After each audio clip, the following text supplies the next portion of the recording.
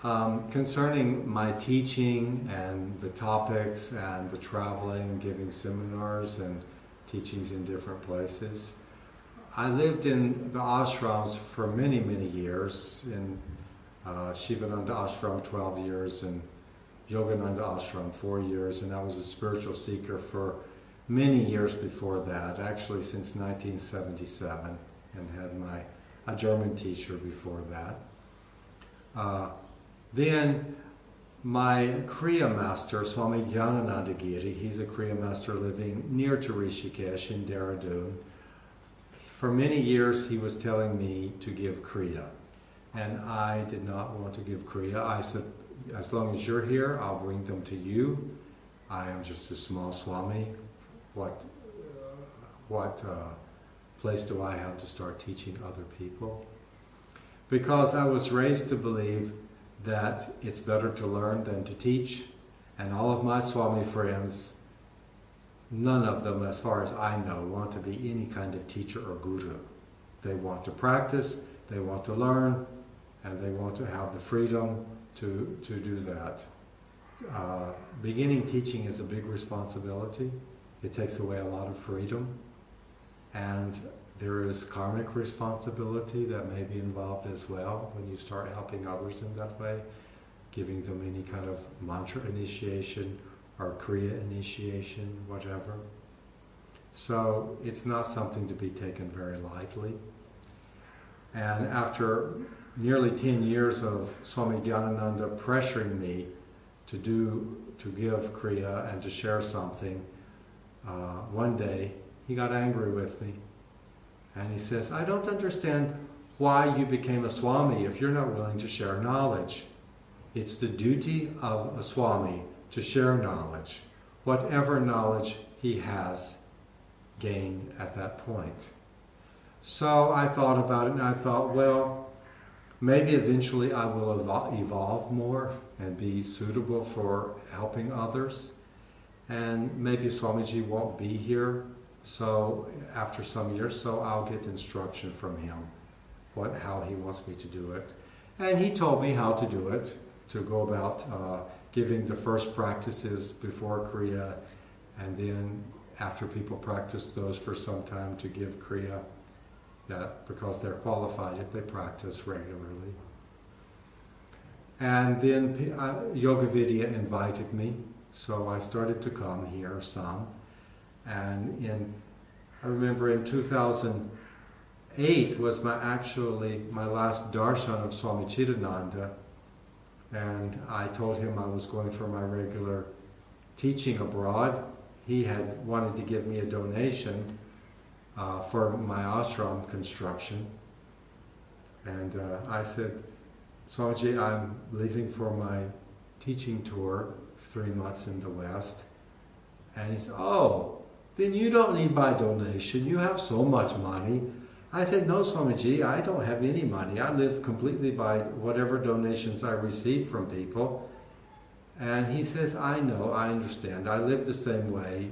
One person pays the ticket here, another person takes you here, they give you a place to sleep, give you some food. He says, I did that for so many years. So he was really happy for me to go and to share with others. Of course, I'm not generally teaching the traditional topics from Indian spirituality, not as much, because I have a much wider range of interest. I studied many of the traditional topics like the Yoga Sutras, the Gita, and such like that, the different pranayams.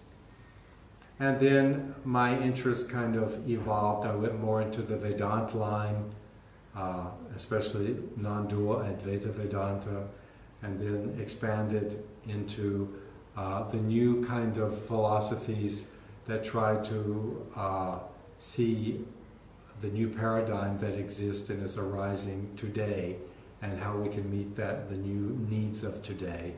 And there I'm speaking of integral philosophy and integral spirituality. So I teach quite a range of topics. Mainly, I like the Raj Yoga line side quite well, being a Kriya yogi. So I like to teach about pranayams, Kriya Yoga, and the nature of the mind.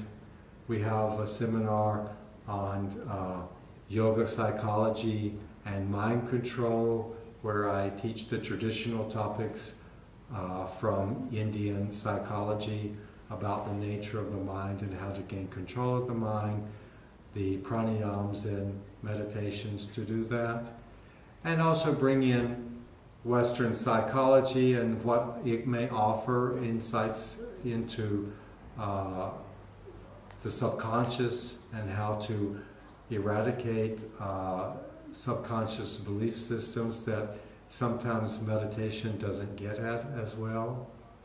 So that course seeks to combine both aspects, and it brings in what's called Big Mind, which is a way to go through the various voices of the ego mind. It's a method, voice dialogue, a method of psychotherapy, of talking to various voices within the psyche. And finally, getting to the non-dual voices and experiencing a non-dual state of consciousness. So it's a very direct way to quickly experience non-dual consciousness. Of course, one of the most popular seminars, and my favorite, actually, in a way, is Kriya Yoga. I've been practicing Kriya Yoga since 1989, and I think it's the most powerful and direct way of stealing the mind and going into meditative states very easily and speeding up the evolutionary process very quickly. So I'm a very big advocate of the Kriya Yoga that Babaji gave to Lahiri Mahasaya, the founders of modern Kriya Yoga, and the lineages that come from Lahiri Mahasaya. I do want to say that there are other people teaching Kriya Yoga, sometimes in seminar houses and such. You really need to follow their lineage to make sure it comes from Lahiri Mahasaya. Many people say they're teaching Kriya, and Kriya is a word that many people can use because Kriya just means action.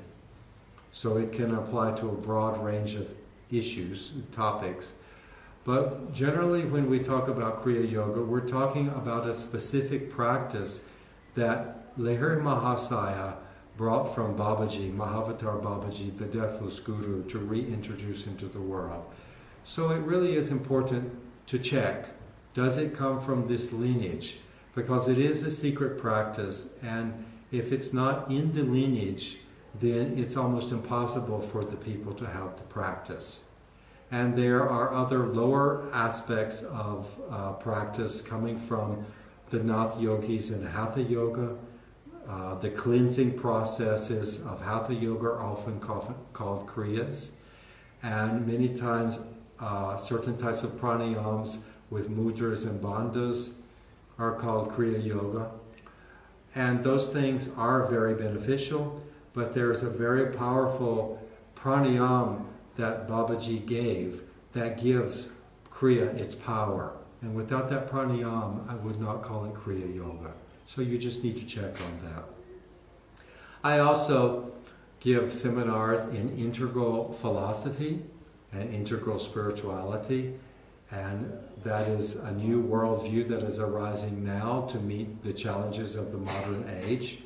It brings many disciplines together. It brings spirituality from non-dual philosophies such as Vedanta from India, or non-dual philosophies from Tibetan Buddhism or even Christianity, and brings them into the framework of the modern situation that we find ourselves in, with understanding that we came from the Big Bang, and the history, the deep history that we have from that knowledge that science has brought us. That deep history is the story of our universe and the story of who we are. And it's the story of evolution. We've come to realize that evolution is not a random process, but it is consciousness manifesting in the universe, and it is unfolding in the universe through certain definite patterns. And the impulse that all of us find within us, that we want greater happiness and greater understanding, greater knowledge, to evolve spiritually, that is actually the evolutionary impulse manifesting on the individual level. It's not a personal thing. We are agents of evolution.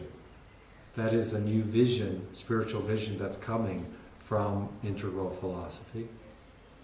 So integral philosophy brings a new worldview within the perspective of the ancient traditions. And I highly recommend you investigate it, or you can come to one of the seminars I teach regularly in that.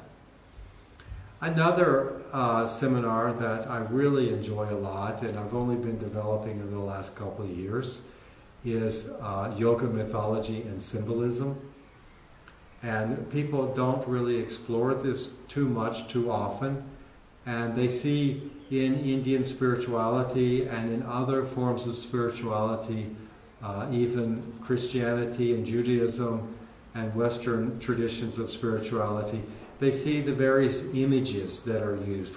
Images even in Egypt, in their traditions, or in Mesopotamia, in Sumeria, in Judaism, in Buddhism, and in India. For example, the Indian deities that we see, they have definite symbologies that are there to try to access our collective unconscious, and we meditate upon them and form sattvic thought patterns and subconscious sattvic images in our subconscious that help us to go deeper into the Indian spiritual life.